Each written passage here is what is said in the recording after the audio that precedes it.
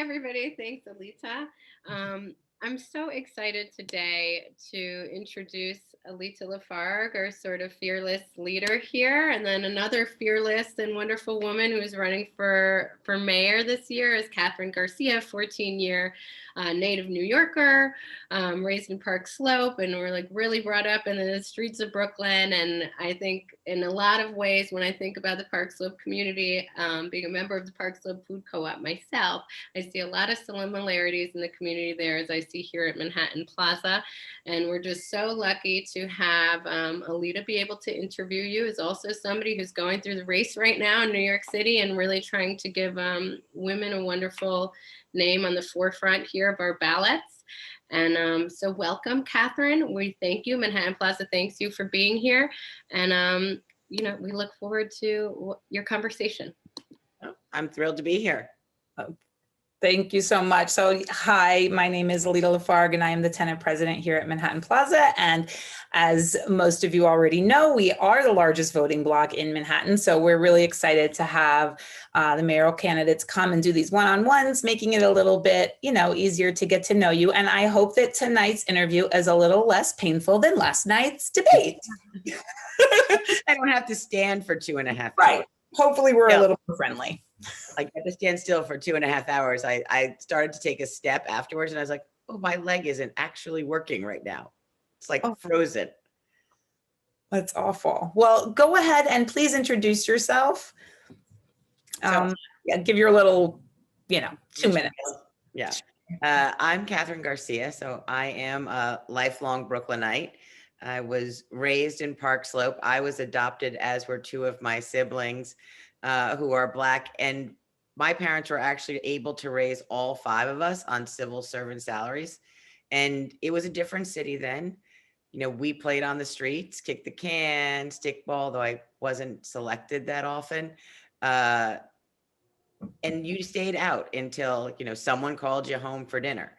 And I raised my children here. I live now 2 blocks from my mother. And that is what I want to see for New York City. A livable city, a more affordable city where people can really raise their families.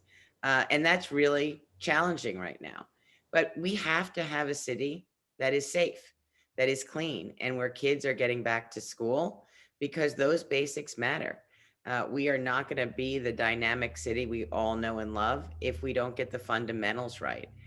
But I know that we will come back strong and that we are going to be led by art and culture and small businesses that make us different than any other city in the world, and make it so people want to stay here, people want to move here, and people want to visit. And that is what drives our economy. It's a very virtuous city.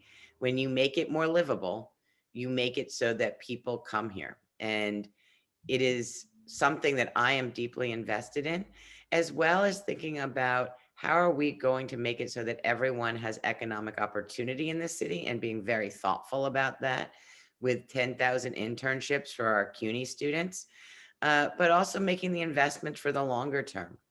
What do we need to do to protect ourselves from climate change, and ensure that we are prepared for the next storm that hits us across, and you are a little low-lying right where you are.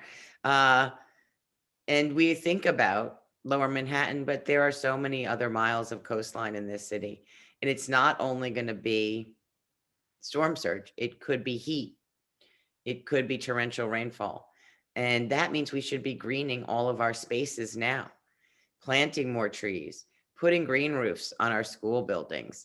But if we make our built environment more livable, more healthy, we will do well today and the planet will do well in the future. So that is why I'm running for mayor, because I literally genuinely love this place. And I have the experience, having been the city's go-to crisis manager for the last 14 years, to actually get it done, because I've been delivering for New Yorkers each and every day. And I want to make sure that I get to continue to do that. Thank you so much. That sounds like a plan. We're going to get right into it because I know everybody's time is limited. So some of the questions we're asking tonight have come from our tenants, and well, most of them have, and they're very Hell's Kitchen, Manhattan Plaza centric. So right off the bat, I'm going to ask you, what is your plan to address the homeless crisis in the city, and specifically how it's affecting Hell's Kitchen?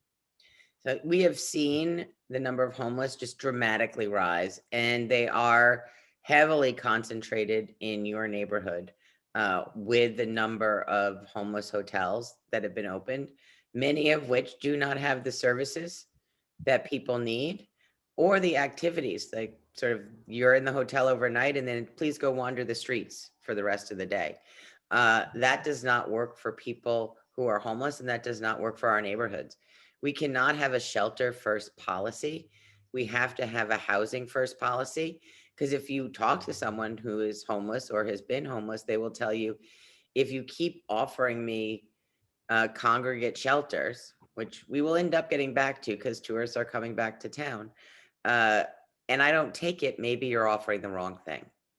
And we know supportive housing works, which is why I intend to build another 10,000 units of supportive housing and work closely with our faith-based community to ensure that those nonprofits have the funds to make it so that we are housing people, we are dealing with their mental health issues, we are dealing with their substance abuse issues, and getting them back on track, to make it so that they are reconnecting with their families and on their way to a job.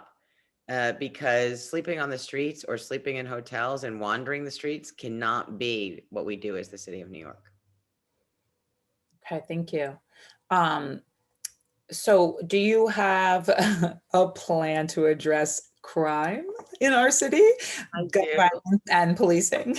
Yes. Crime is spiking across the city. We are seeing a rise in shooting violence. We are seeing a rise in particularly anti-Asian and anti-Semitic hate crimes. We are seeing a rise in subway crime, and they're different. You sort of need to have different strategies for each. In gun violence, there is a unit in PD called the Gun Suppression Division, and they do really good work around the investigative side of gun violence and digging into what is triggering it. They need to be fully funded. They need to be out there doing that work more effectively. We have to stop the flow of guns into the city. The iron pipeline is real, and working with our federal partners. But we also need, both for this and for some of the hate crimes, you need patrol officers on the streets where these are occurring. We need to follow the data and make it so that people feel safer. And that is true also on the subways. But there's also a component here about some really stressed mental illness going on. And that means having mental health professionals with PD to actually have us enforce Kendra's law, where we are getting them, not arresting them to send them to Rikers, but having them evaluated so that they are getting the medical treatment that they need from a psychiatric institution. Thank you. The first I've heard mention Kendra's law. Do you have thoughts about transitional housing for recently incarcerated people that have been released, or programs for? Because it doesn't seem that there are any at the moment. And one of the things that we know is that people who've been recently incarcerated are often homeless because there isn't anywhere to go. And finding them a place to go and getting them housed needs to be an imperative, because the data shows there is no recidivism practically when they actually end up in stable housing. And even if that is SRO type housing, having a room makes it so that they are less likely to end up back with the criminal justice system. Yeah, having a room and a bathroom seems like it should be a basic human right, I think. So moving into something that's really important to all of us here at Manhattan Plaza, and that's the art and entertainment industry. And we know that it's a multi-billion-dollar industry. How do you plan to save, protect, and enhance this vital industry? Well, first of all, I'm very happy to hear that Broadway is reopening in September. And that will go a long way to bringing back activity near you. The dinner reservation at 6 will be hard to get at this point in time. Hopefully that will be true again. But we know that art and culture and music really drive a lot of economic activity and also drive our tourism industry.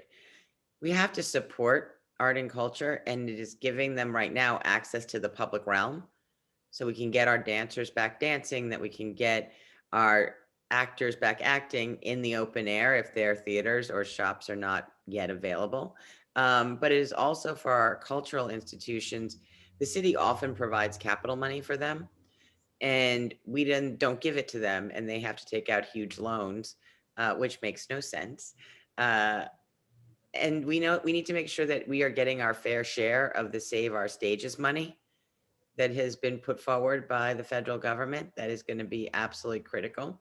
But some of these are also small businesses in many ways. And we have to protect them by making sure that they have zero interest loans if they need them, if they've been shut out from the bigger federal pools of money, so that we can bring everyone back and that we are giving folks access to insurance and benefits while this is happening. Because we know that our dancers and our actors and our artists are still here for the most part, and we need to give them the opportunity to really thrive. Right. Speaking of small businesses, with rent prices increasing for commercial real estate in our district, even before the pandemic and with so many closing, how will you protect and make space for new mom and pop shops as big box shops have begun to move in? Yes, you are seeing an influx of big box near you, but small businesses are the lifeblood of this city. And we have to make it so that people also aren't holding space off market, and that they are renting it and meeting the market, which is, I would say, softer now. And that we are taxing them if they are not actually renting to the mom and pops that we know we want to see thrive in the city of New York. It's what makes us interesting. When you are campaigning, you actually end up in so many boroughs that you actually end up seeing a lot of these, like the 100-year-old butcher shop that has been in the same family in College Point, it's everywhere. And the city needs to be looking and really working. We have a department for small business, and there actually are a lot of programs. But they're not connected to the entrepreneurs of tomorrow, and they're not very well connected to the businesses we have now. And speaking of affordability, what are your plans to protect and create more affordable housing? And what are your thoughts on MIH, or mandatory inclusionary housing? We need to be a city that builds, because we have been without enough supply since 1946. And that scarcity continues to drive up prices in the city of New York. But the city needs to be building 50,000 units of deeply affordable housing, so that people can stay here, can raise their families here. And mandatory inclusionary zoning is just one piece of a much larger puzzle. I want to see upzoning in transit-rich areas so that we have more affordable housing where there are opportunities for employment and where you have strong schools. And speaking of schools, I know that you've come out in support for charter schools. How do we balance supporting charter schools while still giving public schools the support that they need? So I am absolutely want to make public schools shine. I'm a product of the public schools. I know they can be great. We have to fully and equally fund them, which is shocking to me that they are not equally funded in this day and age. We need to move $130 million out of headquarters into classrooms and go even further than that, because I do want to see all of the enrichment programs at every school: theater, art, music, sports, which literally every school doesn't have. It's quite shocking. There are places that don't have elementary school libraries in the city of New York. That inequity has to be corrected. We also need to do some fundamental things like screen every child coming into the public school for dyslexia. We don't do that, and we allow them to float sort of through the school system until finally someone diagnoses it, when you could have been providing them with a more appropriate education. And we need to make sure that we are also using reading programs that are scientifically based as proven to work. We used guided reading for a long time in the city public schools. It doesn't work. So you need to have kids reading by third grade. That sets them up for reading for information. So I am very focused on making the public schools be the crown jewels that they need to be so that kids are ready for a 21st century economy. But I also know that the cap is sort of an artificial constraint. There's a school that teaches autistic kids. I think there's one campus in Harlem. They want to open up in every borough. And right now the cap is keeping them from doing that. So my support for the charter schools really comes from my support for kids. What do they need and what do they need now? And we're going to make investments in the public schools to make them really dynamic places for all children.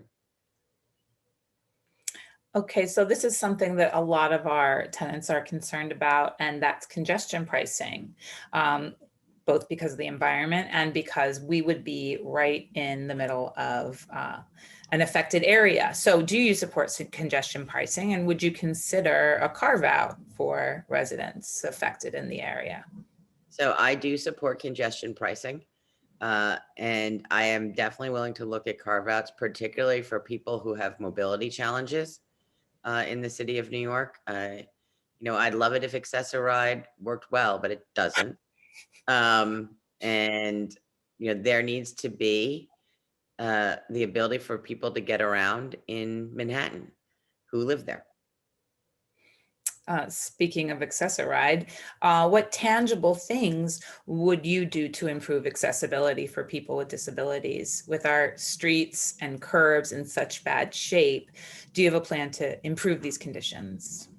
We have to be making investments in for people who are mobility impaired, or also that we are having the infrastructure put in place for people who are visually impaired, which can be as challenging as well. And that means that we need to make sure that we have the curb cuts and the ped ramps in place, that we are pushing as the city of New York, one, getting more seats on the MTA board, but making it so that they are installing the elevators so that people can use the subways and not have, and also ensure that they have the maintenance, because oftentimes I will hear on the subway, the elevator's out at Atlantic, you're going to have to go 2 more stops, go up and take a shuttle, which is not Possible for many. not mass transit. And Access-a-Ride, we know that there are far better ways. If Uber can get you a car in 2 minutes, you shouldn't have to make an appointment the day before. We should be able to run it and take some of that technology and have it applied to our current fleet. So we know that you were worked for the sanitation department.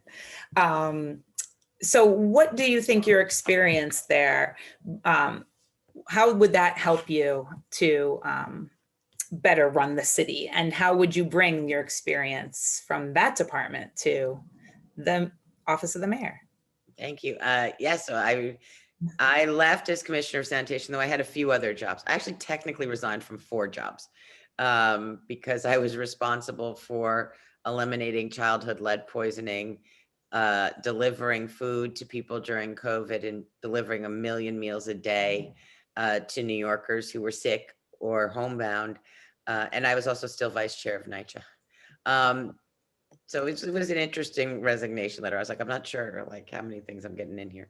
But what I bring to it is I really deeply understand how government works.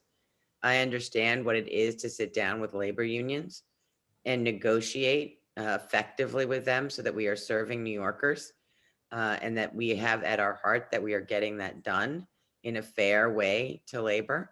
It's around knowing what's in a budget that is over $90 billion. Well, we'll see where they end up in June. But it's looking like between 95 and $98 billion for next year, and a capital budget that's $118 billion. It takes, you got to know how that works, and all of the other levers, like literally how many agencies are in the city of New York and what do they do? I can tell you right now, there are some candidates who don't know the answer to that question. And it's happened. And so that is what I bring to it, is that I know what is like sort of, there's a huge amount of resources in the government of the city, and some of them just go untapped or live in a silo. And understanding how to break down those barriers and get them to work together and make it so that the city government is equally working for every New Yorker. That's what I bring to the table. And I've done that over the course of my career, whether or not that even before sanitation, when I was operating the city's water supply, running that, knowing how that works, how that impacts people, making sure we did it right every day. Sanitation, where I also got to run some really fabulous climate programs, including collection of electronic waste and banning styrofoam and banning plastic bags, and running the largest composting program in the country. I understand all of the different pieces of city government and how they fit together and how they really work. You mentioned NYCHA, and I just quickly, what's your position on RAD, or the privatization of NYCHA? And I'm sure we could talk about it for a while, but you can keep it as brief as you. So I have been supportive of RAD, but I'm also very supportive of the blueprint, where the legislation is moving forward, which is a slightly different model. But both are basically ways to finance the $40 billion in need. And the tenants who have gone through the RAD program are extraordinarily happy. They have new kitchens, new baths, the heat works, the hot water works, the elevators work, and they have all of the exact same rights as anyone who is in a building that is currently run by NYCHA. 30% of your, never more than 30% of your income. You have succession rights, the right to pay for your TAs, all of the pieces that come with being a NYCHA tenant. And NYCHA has the ability to take the buildings back if the private manager fails in any way the tenants. So I actually think it's a model that has proven successful across the country, and successful in the developments that have completed it. Ocean Bay, Betances, Baychester, Murphy, Campos One. It's always interesting to me. Like, so there's a Campos One and Campos Two. Campos One is done. Campos Two is not in it. Campos Two wants Campos One. And there's Ocean Bay, Bayside, and Ocean Bay, Oceanside. And now they look across the street and it's beautiful. And they're like, we want that too. Why do we not have that? And the blueprint is just a slightly different model, but basically it's allowing the funding of an enormous amount of repairs to buildings so that they don't fall down. I mean, literally not getting this stuff done is condemning people, condemning those buildings. You know, they're not going to fall down, but the city of New York is the worst landlord in the city. Yeah, they're making people sick. People sick, literally. Literally. So someone has just sent in a question about asking why you resigned from your position as the commissioner of the sanitation department, or any of the others, I guess. So I decided that the sanitation department took a $100 million budget cut in last summer, and I knew that it was going to be terrible for cleanliness as well as for the environmental programs. And nobody, like literally the mayor didn't talk to me about it. And when you realize that you will no longer be effective inside and you're more effective outside, you step down. And do you think that watching this mayor gave you the inspiration to run for mayor yourself at all? I was watching a lot of sort of rolling train wrecks and like unable to stop them. Everything from how they were starting to think about opening the schools last summer with the hybrid program. I was like, is everyone ever been a working mom? What are you talking about hybrid? And the vaccine plan, where it was almost designed not to help the most vulnerable, because I mean, it's better now, but the first priority was supposed to be people who were older, who were homebound, might have a language barrier, might have a technology barrier. They didn't use the community-based organizations to connect to those people. You could have started signing them up and identifying them in July. Like, you knew there was going to be a vaccine. You didn't know when it was going to show up, but you knew that there was going to be a vaccine. And we are coming to your building on X date. And if you can't come downstairs, we will come up to your apartment, and just get it done quickly. And they were not using the data. You know that Medicaid pays for most home attendants in the city of New York. They should have been some of the first people who were vaccinated. And that still took an extraordinarily long time. I'm happy that we seem to be getting to a place where there's a lot more access. And we still need to make sure we're encouraging all of our friends and neighbors to get vaccinated, because that is allowing us to come back stronger. So, okay, before we go, I'd like to at least get a couple of fun questions in so we can feel like we got to know you a little more personally. Can you tell us what's your favorite kind of music? So I'm sort of I'm sort of like a Joan Armatrading, Van Morrison type if I'm like by myself. But I actually had, the New York Times is working on a profile, and I had said that I had stayed out all night in 1985 to get Prince tickets. And I thought I had gone to Madison Square Garden, but actually I'd gone to Nassau Coliseum. And so I had to literally phone a friend. I was like, Carrie, weren't we at Madison Square Garden for that concert? And she's like, no, we were at Nassau Coliseum. But we did go see him at Madison Square Garden in December of 2010. So it's good to have long relationships with people who are your memories. Yes. And what's your favorite movie? If it doesn't have to be a New York-based movie, because I know they all ask that. Well, that's Moonstruck, but Moonstruck, yes. Of course, you gotta love Cher. I am actually an old school Star Wars, The New Hope. Yes, okay. And do you have a favorite musical or Broadway show? Doesn't have Les Mis is my all-time favorite. I mean, I know everyone else is like Hamilton, but I still love Les Mis. I mean, I love Hamilton too, but I think I've seen Les Mis a bazillion times. So you come to Hell's Kitchen to see shows. Are there any? I come to Hell's Kitchen quite a bit, because basically my father lives like across the street from you guys. Oh, really?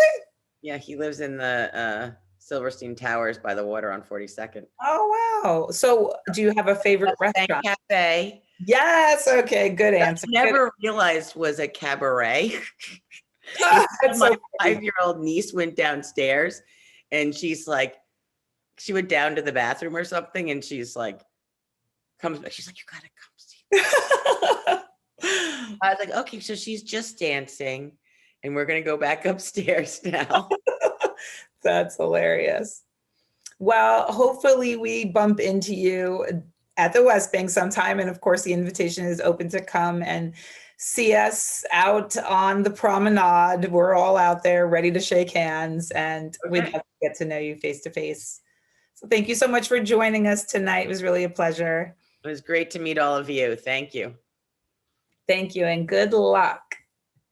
Take care. Okay, take care.